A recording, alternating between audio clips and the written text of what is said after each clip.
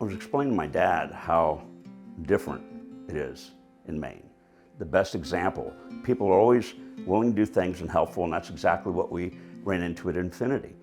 And Beasley, the owner, had been with Infinity since day one. And he said, you know, Dave, try my credit union out. He said, they're really good people, really great to work with, everything. And I'm like, okay. And probably had 4 or 5 different mortgages at one time. Well, that can't be any different. We sat down, we had all the same documents that we had given to the other lender.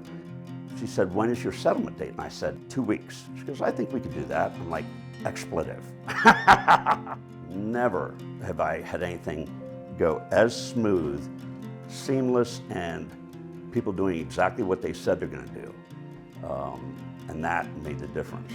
And if they can do that on the mortgage, which is not a walk in the park, then a car loan or a personal loan, anything like that, it'd be like probably picking up the phone and saying, I'm looking at this vehicle. Okay, well, why don't you come down and we'll have a check ready for you at the end of the day? Probably, I don't know.